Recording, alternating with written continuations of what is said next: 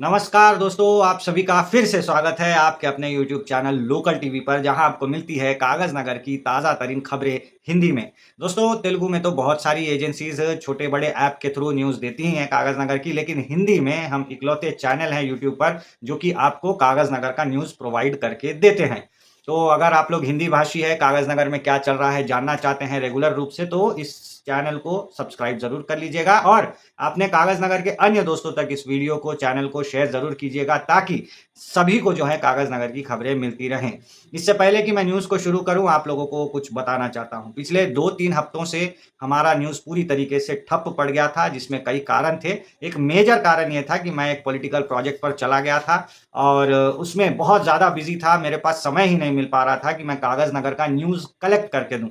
ख़ैर, अभी समय हो चुका है, मैं आराम से आप लोगों के लिए न्यूज़ लाते रहूँगा। आज 18 अगस्त की तारीख है और दिन सोमवार का है, जहां न्यूज़ बोलने के लिए मैं आ चुका हूं, आप सभी का दोस्त कौशिक, और मेरे साथ में रहेंगी मेरी साथी पापिया। इस वीडियो को आप सभी के लिए एडिट किया है हमारी एडिटर शोमा जी ने। तो चलिए दोस्तों, शुरू करते हैं आज के न्यूज़ को। सबसे पहले हेडलाइंस से। गृह ज्योति पर संकट, जूनियर कॉलेज में पीटीएम, पंचायत भवन की पंचायत, तेज बारिश का तांडव, जनरल सेक्रेटरी आरएसपी।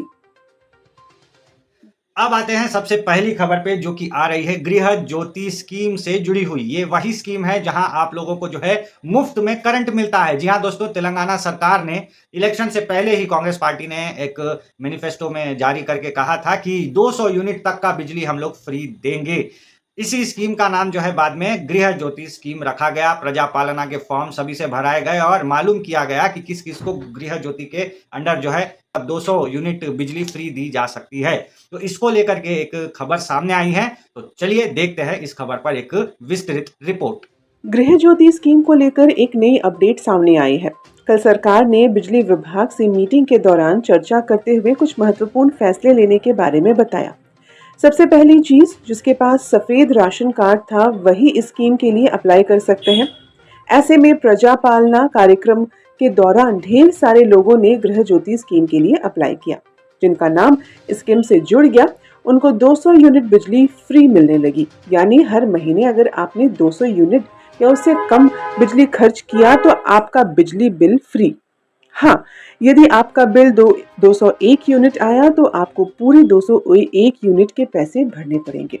ऐसे में जिनका भी स्कीम में नाम आया, उन लोगों ने कम से कम भोजली खर्च करके जीरो बिल लाने की पूरी कोशिश की।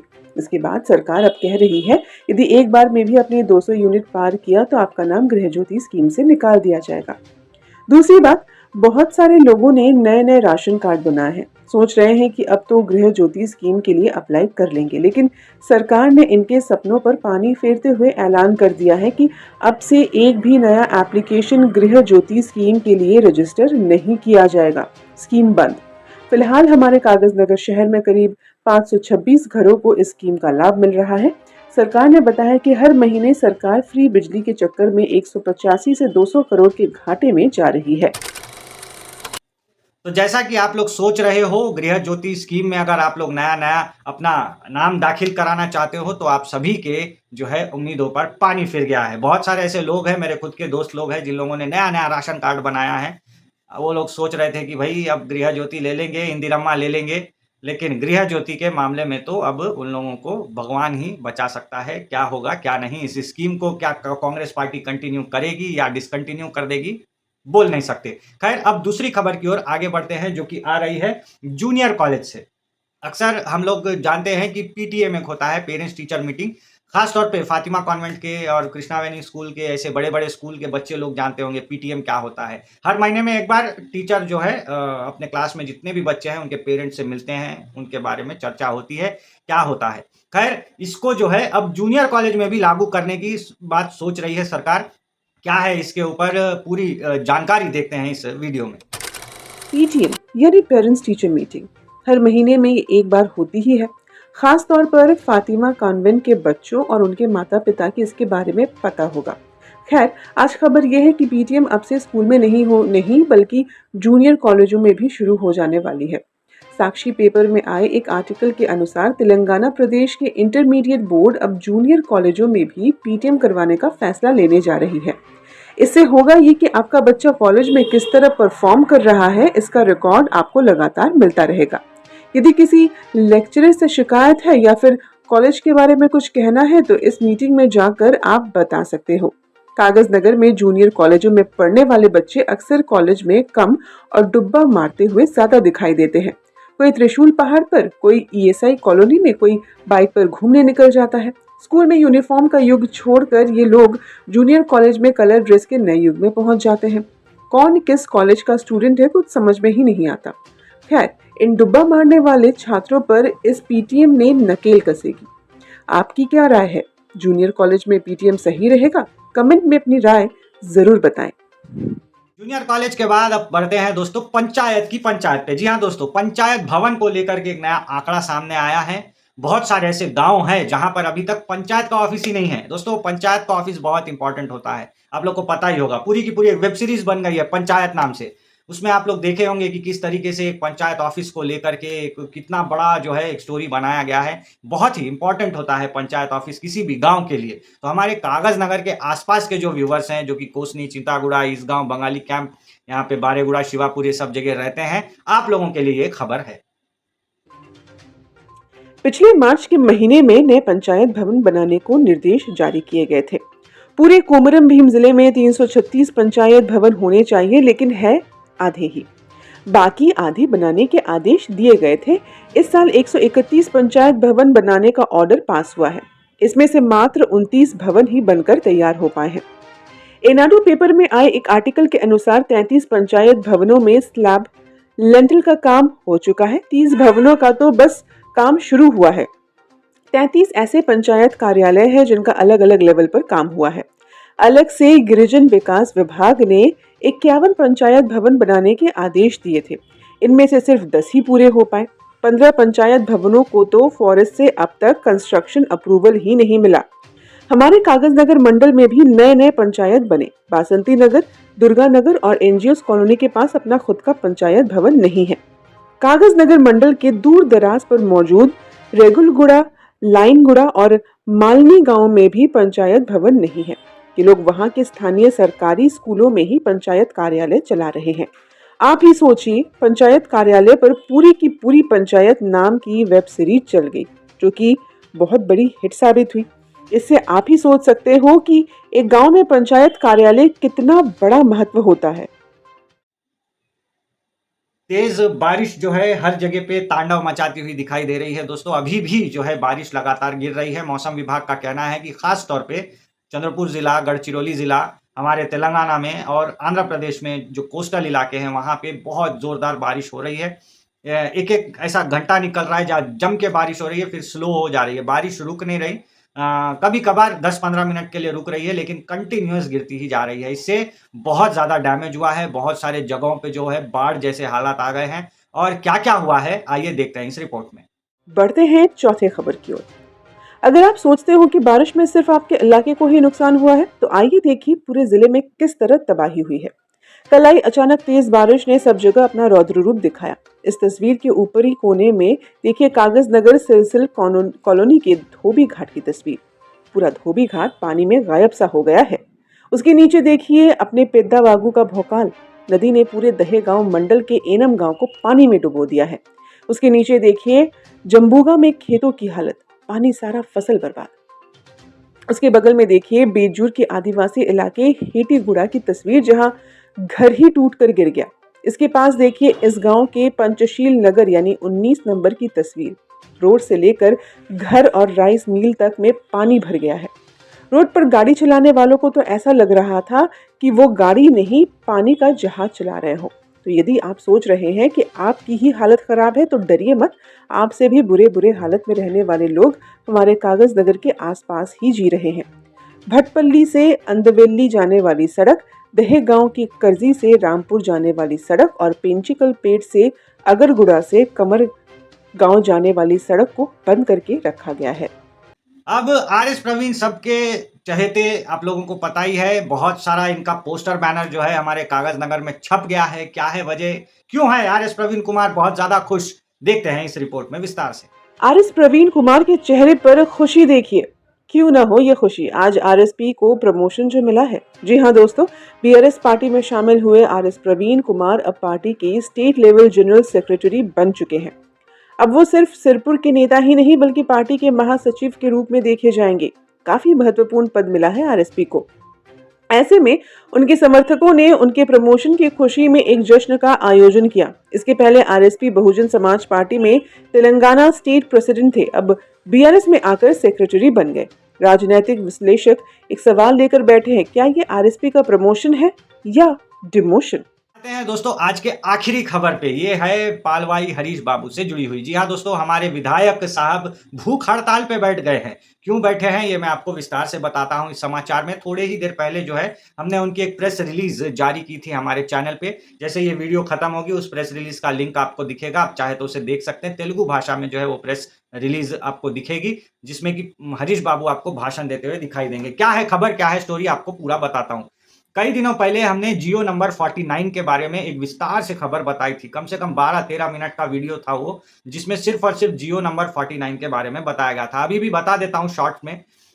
दोस्तों, अगर आपको गाँव में जो है देखेंगे, सड़क नहीं है, बिल्डिंग नहीं है, घर नहीं है, लोग झोपड़ी में रहते हैं, नाले नहीं है, पक्के मकान नहीं है। क्यों है ये सब? क्योंकि वो आता है जंगल का इलाका। हमारे ये जो कागज नगर के आसपास में आपको पता ही है बहुत सारे जंगल है। हमारा पूरे का पूरा जिला ही जंगल में बसा हुआ है और जंगल में जो एक महानायक पैदा हुए थे कुमरम भीम, उन्हीं के नाम पे हमारे जिले का नाम भी रखा गया है। खैर, अभी जो है यहाँ पे टाइगर्स बहुत घूम रहे हैं हमारे जंगल के अंदर में, और ऐसे में जो है हमारे स्टेट गवर्नमेंट ने एक नई बात सोची कि कोमरम भीम जो जिला है अपना, इसको जो है टाइगर कंजर्वेटिव जोन बना दिया जाए। अब टाइगर कंजर्वेटिव जोन बनाने से क्या होगा, यहाँ पे बाहर से जो है टाइगर लेके आएंगे, उनकी रक्षा करेंगे। अब टाइगर हमारा नेशनल एनिमल है, इसीलिए उसकी रक्षा होनी ही चाहिए। लेकिन उसके एवज में क्या किया जाएगा, गाँव के अंदर में जो है विकास का काम रोक दिया जाएगा। अभी अगर आपको रोड बनाना है तो फॉरेस्ट से परमिशन लेना पड़ेगा, बिल्डिंग बनाना है तो फॉरेस्ट से परमिशन लेना पड़ेगा, करंट के वायर लगवाने हैं तो फॉरेस्ट से परमिशन लेना पड़ेगा। ऐसे हर चीज़ के लिए आपको फॉरेस्ट डिपार्टमेंट से परमिशन लेना पड़ेगा। तो सरकार ने क्या किया था, एक गवर्नमेंट ऑर्डर यानी जियो पास किया था, जिसका नंबर था 49/2025, मतलब इस साल का 49th गवर्नमेंट ऑर्डर। इसमें कहा गया था कि कोमरम भीम जिले को जो है एक टाइगर कंजर्वेटिव जोन बनाते हैं, जिससे यहाँ के जो भी जंगल में रहने वाले आदिवासी लोग हैं वो बहुत निराश हुए थे। उन्होंने कहा था कि अब जो उम्मीद थी हमारी यहाँ पे सड़क बनने की, करंट आने की, ये सब कुछ पे पानी फिर गया है। अब ये जियो लागू हो चुका है तो हम कुछ नहीं कर सकते। फिर क्या किया, आदिवासियों के संगठनों ने, बीजेपी ने, बीआरएस ने, हर पार्टी ने मिलकर के, सीपीआई सीपीएम ने मिलकर के जो है कलेक्टर ऑफिस में बड़ा धरना किया, जिसके बाद जियो 49 पे स्टे ऑर्डर लगा दिया गया। मतलब इसको कुछ दिनों के लिए बंद करके रखा गया है। अब हमारे विधायक जो है पालवाई हरीश बाबू, उनकी डिमांड है कि इस जियो को पूरी तरीके से रद्द कर देना चाहिए। ऐसे में उन्होंने कल एक प्रेस कॉन्फ्रेंस की थी और कहा था कि रोड बनाने के लिए फॉरेस्ट का परमिशन, करंट की तार लगाने को फॉरेस्ट का परमिशन। ऐसे बहुत सारे ट्राइबल विलेजेस हैं जहाँ पे इंदिरम्मा के फंड सैंक्शन हो गए हैं, लेकिन पक्के मकान बनाने की अनुमति फॉरेस्ट वाले नहीं दे रहे हैं। और जो है पंचायत ऑफिसेस जो अभी आपने सुने न्यूज़ में, वो बनाने तक के लिए गवर्नमेंट जो है, फॉरेस्ट डिपार्टमेंट जो है वो परमिशन नहीं दे रही है। तो उन्होंने जिद पकड़ ली है कि ये 49th जियो जो है इस साल का, इसको पूरी तरीके से कैंसल करना चाहिए। आज वो बीजेपी के तमाम कार्यकर्ताओं के साथ कागज नगर के फॉरेस्ट ऑफिस में जाके एक ज्ञापन देने सोच रहे थे।